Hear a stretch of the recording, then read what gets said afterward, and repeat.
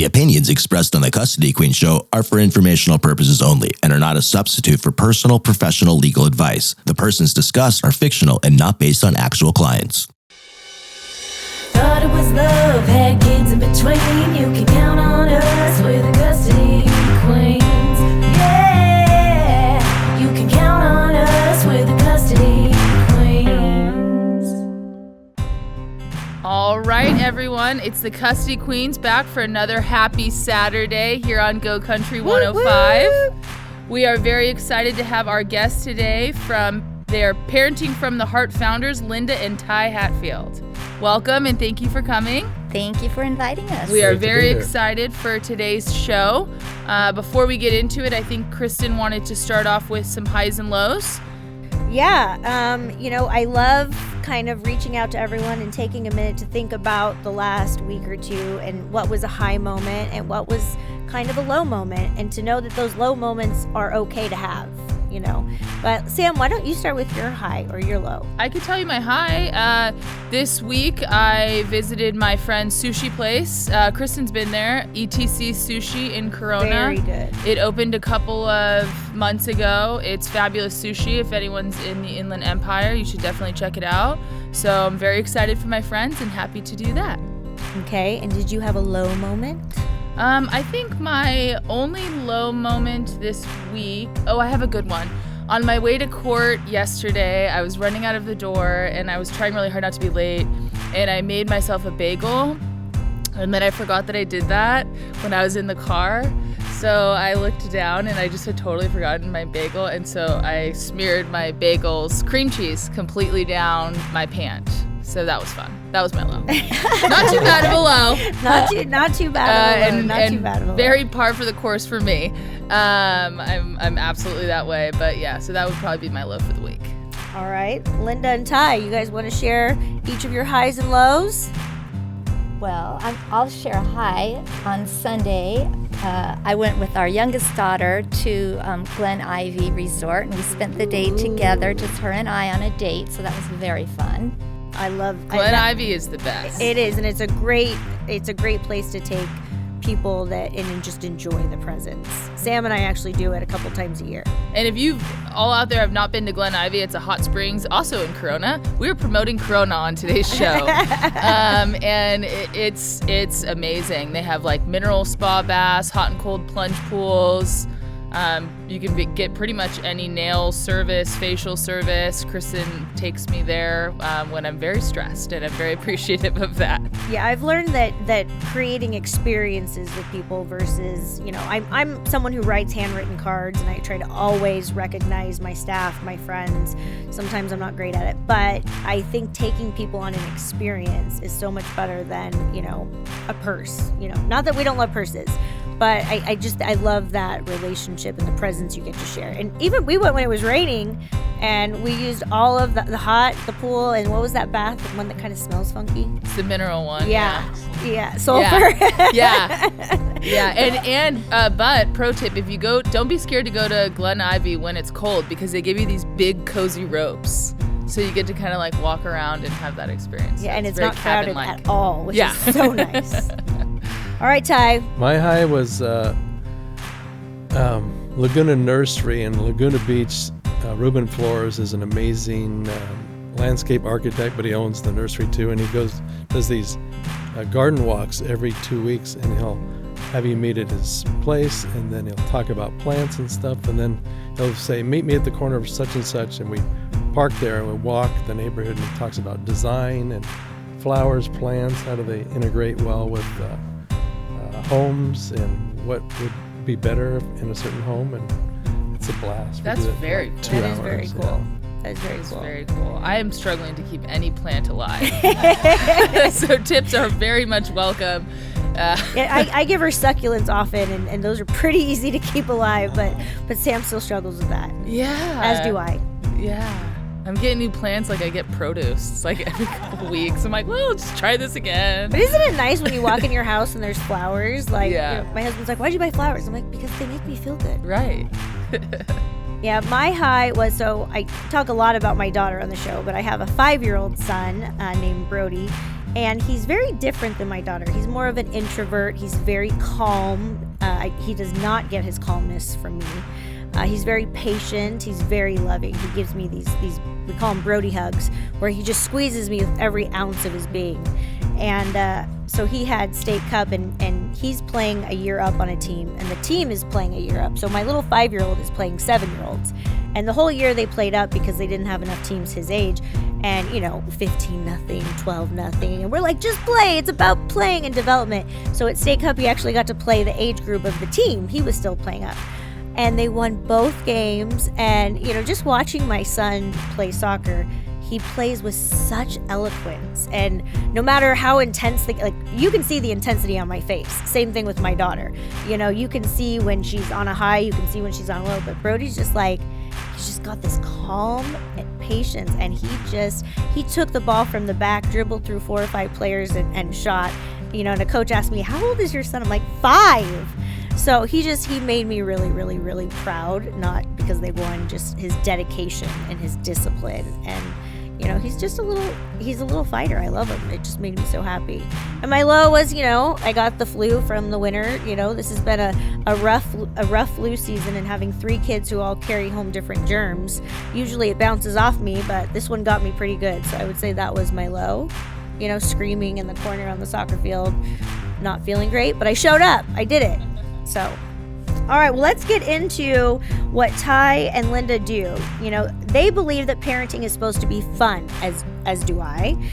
Through workshops, classes, keynotes, and parent coaching, the Hatfields create a safe, fun, and non-judgmental environment for learning life-changing parenting skills that empower your family. I absolutely love that. So we advocate a lot on this show, even if you're not going through a divorce.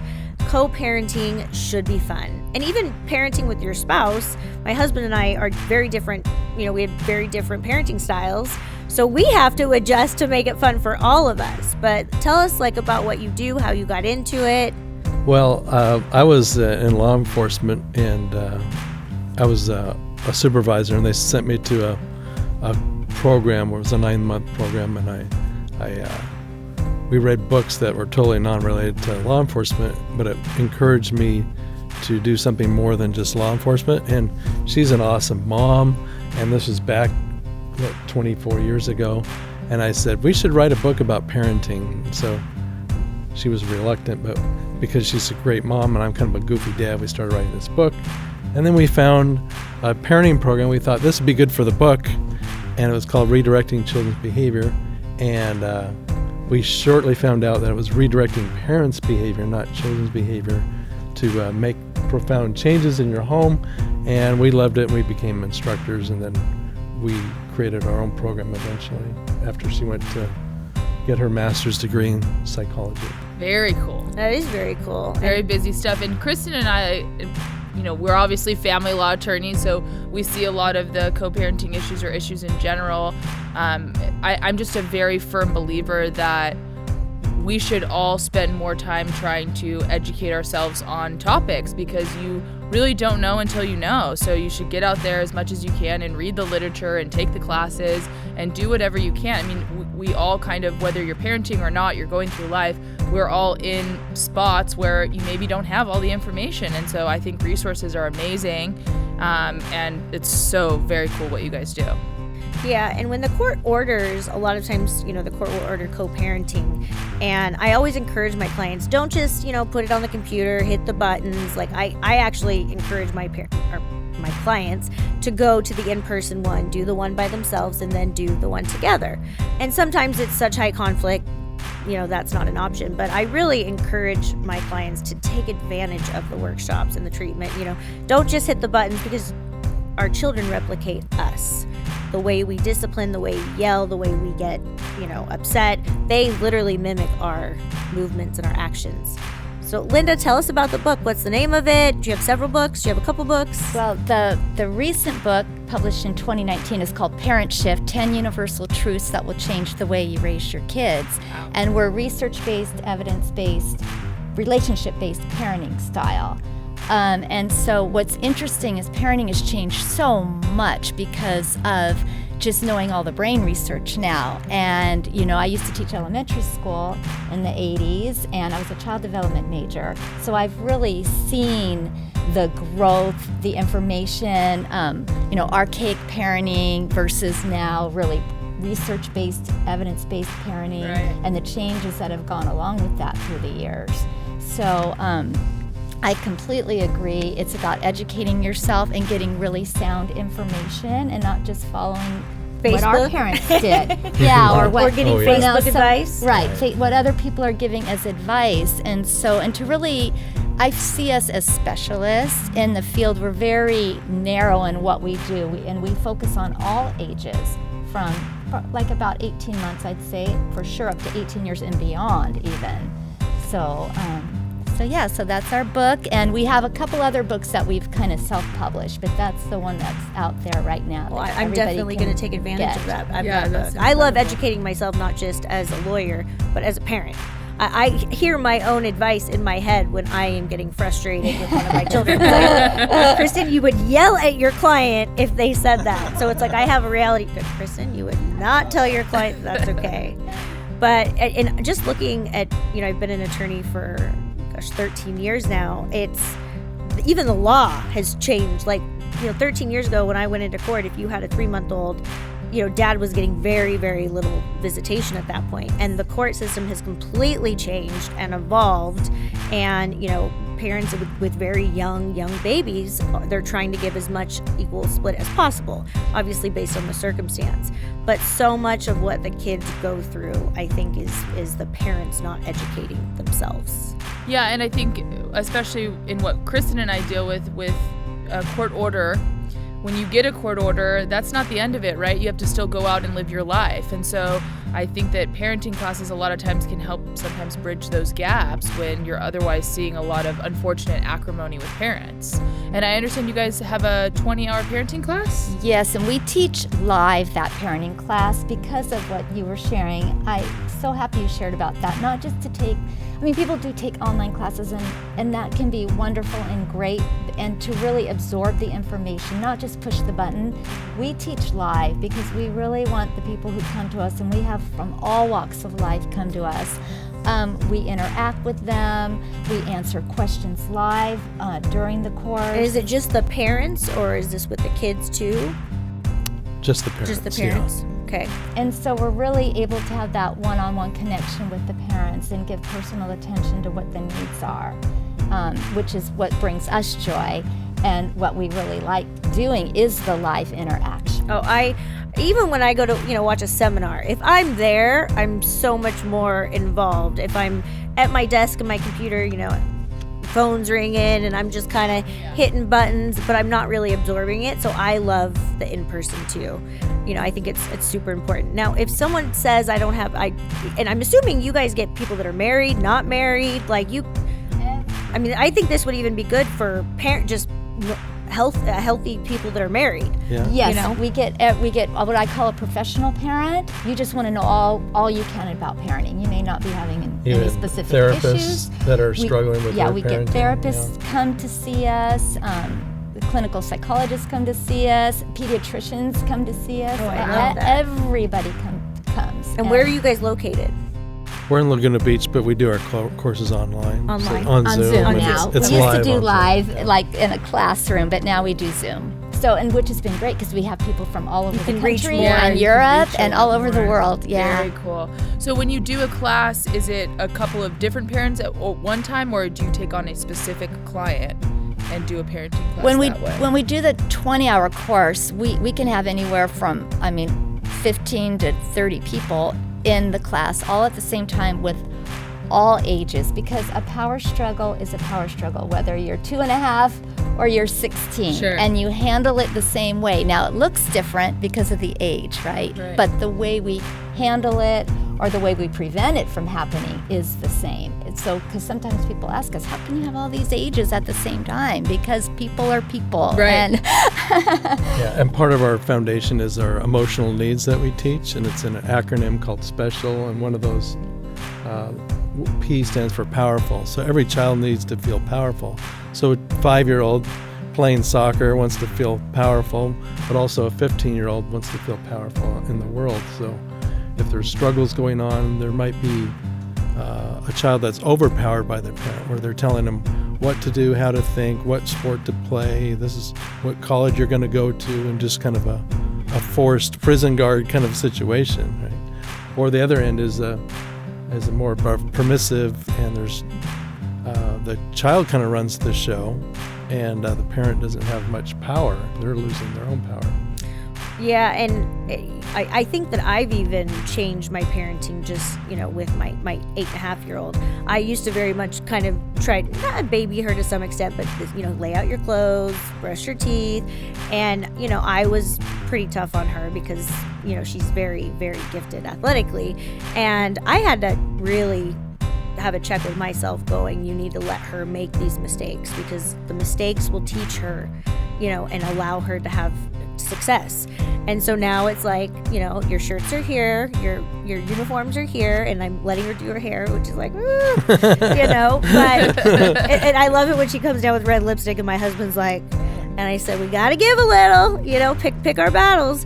But I have really stepped back and been more complimentary to her when she's doing her, her sports, instead of critiquing everything I thought she did wrong. And I think that I've grown in the last year, because I see some of these parents, I'm like, you're going to destroy your child. And I would see a little bit of me in that. And so I really kind of said, I need to let her have her own success by me not telling her, and also have her own failures. I always say it's the scars on our backs. Yeah, that, if you're never afraid to fail, then you're also avoiding success. But my degree is in child development, so age appropriateness is what's really important. People a lot of times expect too much for the age, or they don't expect enough for their age.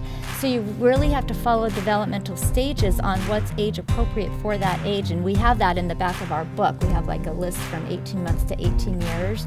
And I'm really into the emotional age appropriateness of things too. Wow. And so, but even like in our class, we teach a 7-year-old can do their own laundry. With training, they can, and that's very empowering. Then when I run out of dirty underwear, I can't argue with myself, right? I can only take responsibility for it myself that I didn't do my laundry this week. And sometimes people in our classes are shocked that I say that, but the more age-appropriate power we can give our children, the less power struggles we have. And children want to help. Do you want to tell them about Kelly? Yeah, our youngest daughter, well, she's going to be 30 in February. She's a lawyer too. Yeah. Nice. So she was doing her laundry at age 7, and we have 3 adult daughters now, and they each had the day of the week that they're supposed to do their laundry, and I think she might have been Monday or something. And she didn't do it that day. And so in the morning, she comes running in our bedroom and says, Mommy, I don't have any clean underwear. And I said, oh, wow, that's frustrating. I just kind of sit with it. I wonder what you'll do. So she goes running down the hallway to her older sister's bedroom, knocks on the door. Hey, Kristen, can I borrow a pair of underwear? And, Kristen's only maybe 9 at the time. And Kristen says, no. So then she goes to Carrie's bedroom. Carrie, can I borrow a pair of underwear? Carrie says, no. And then he yells, Kelly, you can borrow a pair of mine. And she's got a spirited temperament, so she goes running in her bedroom, slams the door, and I thought, I'm just gonna sit with that. She comes out about 3 minutes later, little pink dress, pulls it up and says, Mommy, I'm going to wear my bathing suit bottoms to school today. And I said, great, what a creative problem solver, right? And then that afternoon, she came home from school. I didn't say anything, and guess what she did? Her laundry. Her laundry, and she's done it ever since then, and has never missed a day. well, I need to work on that, because when I tell my 8-year-old to clean her room, all she does is take everything on the floor and put it in the laundry bin. I'm like, this is not dirty. But no, that I do agree. When they are able to accomplish something themselves without us, my daughter, she's very gifted, and so I've been working with ball skills, and sometimes that's not how you do it, and I'm like, okay, I know nothing about soccer, right? But this weekend we were at State Cup for her in Del Mar, she was able to do a couple moves. And I told her, I said, hey, these are going to make you better. These are going to make you feel stronger. And, she's a striker, so she scores a lot of goals. But when she did those moves that she has been working on by herself, I didn't even care about the score of the game. I didn't care anything. There was legit tears in my eyes because she was so scared to do it. And I said, if you don't do it, you're never going to figure out what's the right way. You have to do it 100 times and fail 100 times. And then on 101, you get it. But it legit brought tears in my eyes, and I was so proud. But I love what you guys teach, and I think it's very, very... Okay, so people don't have time for the 20 hours. Someone maybe like me. Do you offer additional workshops or other things? Well, services? we do one-on-one coaching. That's Okay. very common. So if you go to our website, parentingfromtheheart.com, there's a form you can fill out. So we do one-on-one coaching. We do workshops in the community as well for schools or churches or anybody who wants to hire us, and we hone in on what the need of the audience is. So if they want something about power struggles or siblings, right, or self-esteem, so we do that. We have our book available and our books on audio as well. What else? Well, in our questionnaire that we send parents, we want to know certain things like how old the child is. Super important to know their developmental stage, but also how much electronics do they have.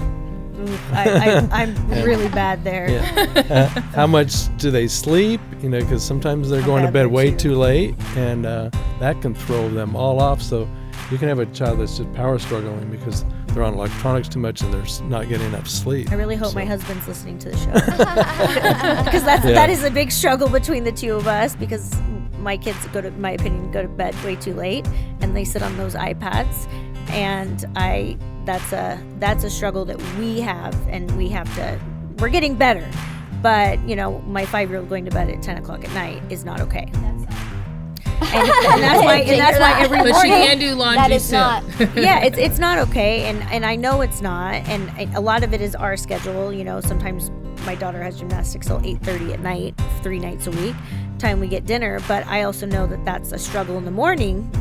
And then it creates a whole family struggle because, somebody doesn't want to wear socks or shoes but yeah, Jeremy, I hope you're listening, babe. Well, a child of that age needs like 10 hours of sleep a night. You have to say what time is he getting up and then count 10 hours back. That's what time he should be asleep in the bed. If you're putting them in bed and reading a story to them and kissing them and singing songs and all that stuff, that's when they're asleep. So, yeah. I need to work on that big time. I think you need to set up a consultation. I was like, I think I need to set up a one-on-one. Exactly.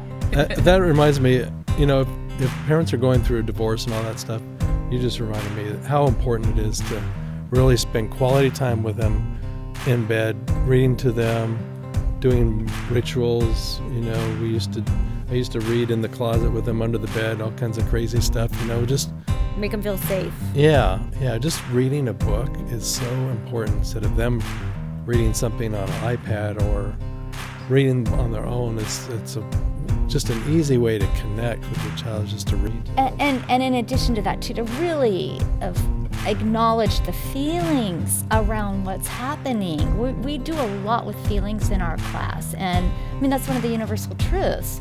And it's not giving advice and trying to solve it and fix it and all of that. It's about acknowledging the child's feelings around what's happening and allowing the tears and the expression of sadness and loneliness, or they're afraid, the disconnection that has happened in the family unit. It's quite overwhelming. It's overwhelming for us adults. We can only imagine what it's like for a child. And that's something that Sam and I try to remind our clients a lot, is that the party going through the divorce is feeling all this. But sometimes they're in their own emotions, and sometimes they forget about what their little ones are going through. And so I suggest therapy in my cases 98% of the time for the children and for, the party going through the divorce, because I think it's just so important to the process. And I'm not a therapist, Sam's not a therapist, I'm not qualified, and, I always encourage them, go.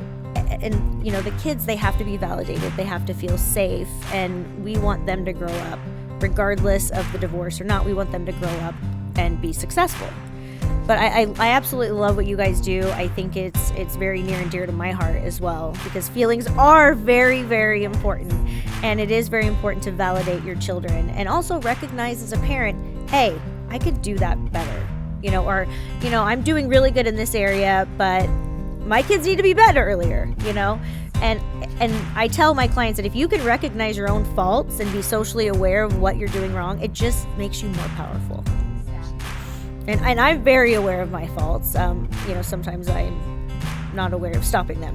Well, none of us are perfect parents. We're not perfect parents, but we're a definitely connected family, and we're very close with our adult children. They're 32 and 30, and we have created a family unit that we can work through anything. And we have done that over and over many, many times. And so it's really about the deeper, the richer, the more connected, authentic attachment we have and sharing of feelings with safety, then we can work through anything together. Can't we? Yeah, no, and I agree. And we're not permissive and we're not an autocratic. We call it heart-centered parenting. In some of the older literature, it's called democratic parenting style. And the research is clear that the heart-centered parenting style is the one that creates children with the most resilience in life. So we don't like to rescue our children. I call it putting a little sand in the oyster, right? To make it a little bit enough uncomfortable. I'm not asking you to do anything that you can't do age appropriately, but it's enough to motivate you a little bit, right? Because we don't do bribery, rewards, punishment model. We don't teach time out.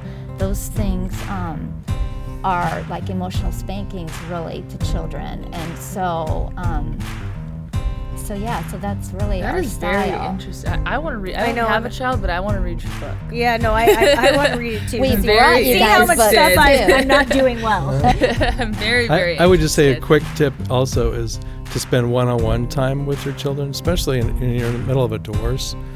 The way you can really connect is to have one-on-one time. With each of the children. Each of the 10. You go on a date, you take them to Chuck E. Cheese or miniature golfing or something like that. The one-on-one time is precious time.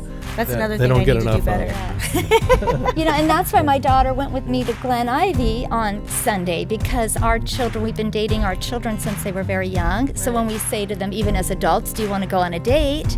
They know exactly what that means. Like, we're going to take them where they want to go. We're going to spend quality time together. We're going to pay for it.